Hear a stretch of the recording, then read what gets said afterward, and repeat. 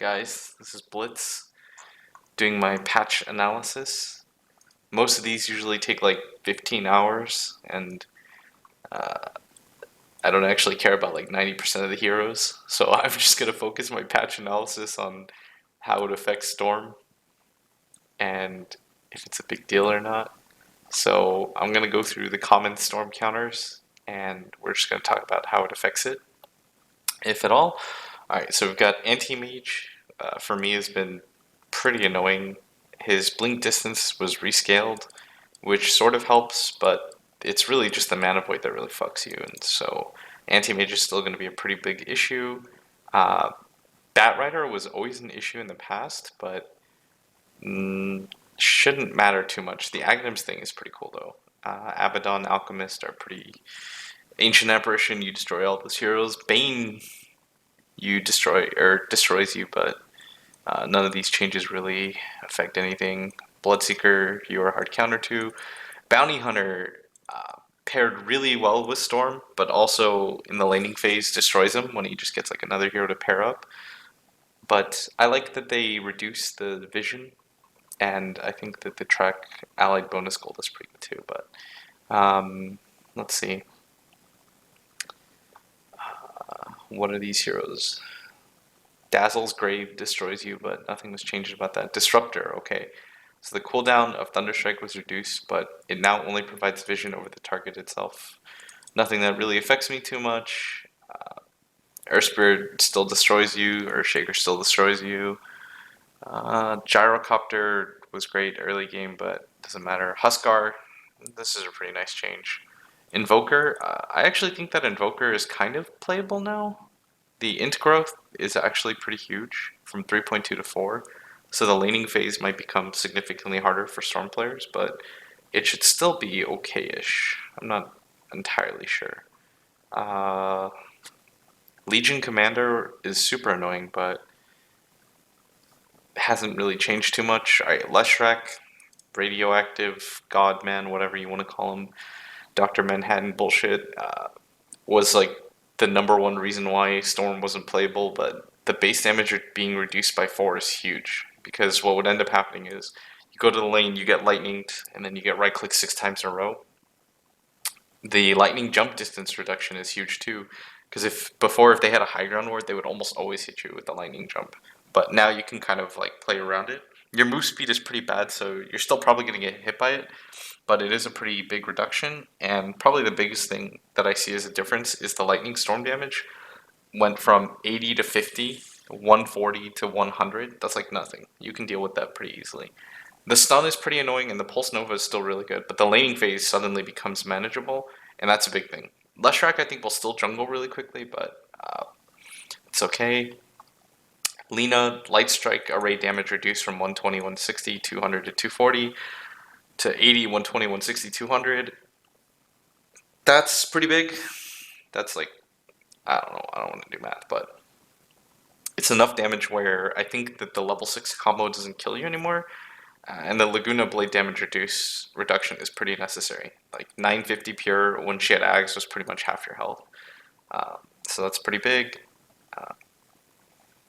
Mirana's still a garbage hero.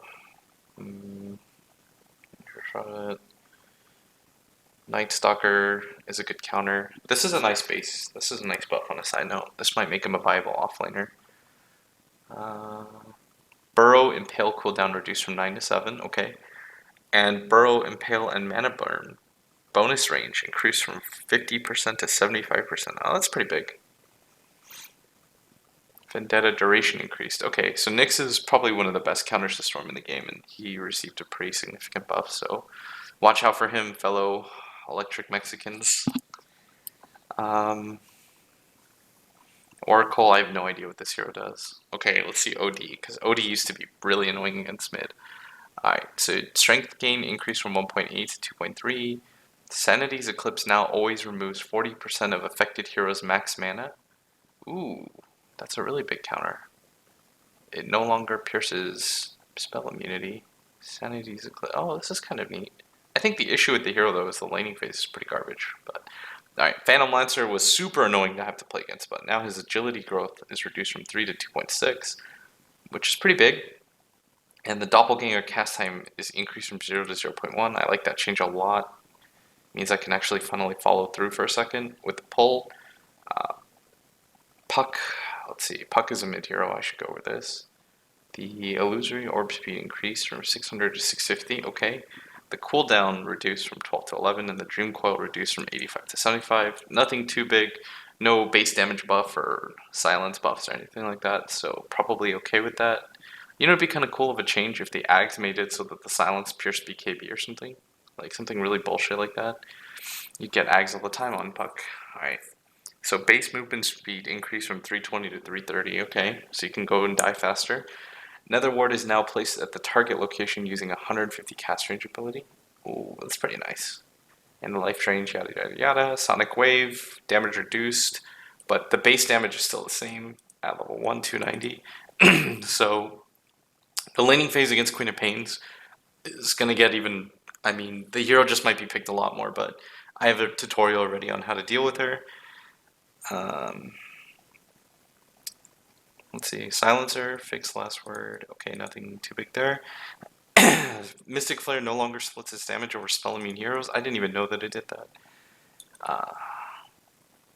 Yada yada yada. Greater Bash now uses pseudo random chance. I don't know, Dota mechanics. Alright, here we go. Storm Spirit. Static Remnant mana cost increased from 70, 80, 90, 100 to 100. That's pretty huge, and it coincides with a change to the bottle that we'll look at in a second. But this is a pretty big change because before you could do my old build where you only got the 1 in Remnant, but now it doesn't make sense not to level the Remnant. And that's an issue because before you could get away with getting the pull earlier and stuff like that. So this is pretty big, especially for the laning phase, because that means if I go for the circlet iron, I have to like guarantee that I get like the first 6 CS or something like that. And it just limits your ability to really catch up in the lane, and the jungling aspect of it is going to kind of get hurt too. The static remnant unobstructed vision reduced from 800 to 600. This is the second nerf to it, I believe. It's pretty big. It means before what would happen is in the middle of the fight, I would zip in and throw the remnant down, regardless of if it would hit or not, just to give myself play vision. But this is a pretty big nerf that people don't really consider if you don't actively use it.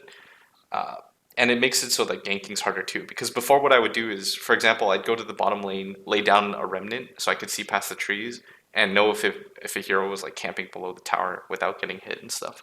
So this is a pretty significant nerf. The static remnant mana cost one though is insane.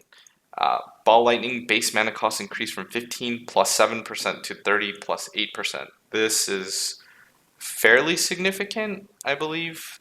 It doubles the base, adds 1%. When you're rocking like a shit ton of mana late game, you're actually going to feel the burn here. But so Techie's got nerfed. That's pretty big. I like that a lot. This hero is just cancerous. Tinker was Storm's Bane, but nothing too big. Tusk was a hero that almost I felt like hard countered me when he got like Glimmer Cape and just kept Snowball blinking on me. But the Snowball max launch time reduced from 4 to 3. The Eye Shard's mana cost is increased, so he doesn't just like get to go roam around with just like Urn and Boots anymore. And this also makes it so that Glimmer Cape isn't as efficient. Viper agility growth increased from 2.5 to 2.9. That's pretty decent. This is a hero that destroys you mid lane, so it's fairly good. Winter's Curse no longer affects spell immune enemies in the area, but it still affects the primary target. I mean, a lot of these changes are just kind of telling me that I should start building a BKB. Like, corrosive skin slow no longer pierces spell immunity. Okay, I feel like for Storm to be decent now, you can't play as greedy as you used to, and you pretty much have to get the BKB now. Alright, so here we go. Items.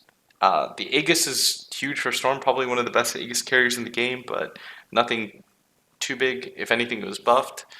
Bloodstone. Here's the big one. Respawn time reduction reduced from 4 per charge to 3 per charge. So that means no longer one a level. It used to be, I think, for instant respawn. That's actually fairly significant for me because it means that you have to snowball even harder than you used to. Bloodstone no longer reduces gold lost on death. So I assume the suicide still doesn't give away gold, but this was a large reason why I was able to play as aggressively as I was, and Bloodstone no longer grants vision/experience where its owners died. That means you can't really just zip in anymore and YOLO first. But here's the change that really affects the Remnant change, that the health mana restore reduced from 135/70 to 110 or to 70. Oh, I guess it's not the mana. I misread that. But still, nerfs like this hurt heroes that have like terrible regen in general, like Storm or Puck or whatever. This probably helps like heroes like DK. They have a lot of HP to work with anyways, but nothing too shaky there. I guess I just misread that. Cost reduced from 150 to 125 on Mango. I don't ever get that item anyways. Here we go. So Guardian Glimmer Cape fade time increased from 0.4 to 0.6. I really like that. It's now purgeable. We don't buy diffusal blades on Storm.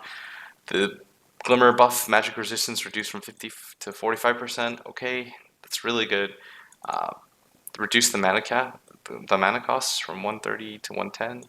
All right, I like these changes. And I don't think that their Solar Crest evasion no longer requires a recipe for moon shards. Attack speed reduced, another nerf to Storm. Cooldown reduction for a Scythe device. Yes, finally a buff. Oh, and they reduced the Ring of Health and Void Stone. Another buff to my Lincolns.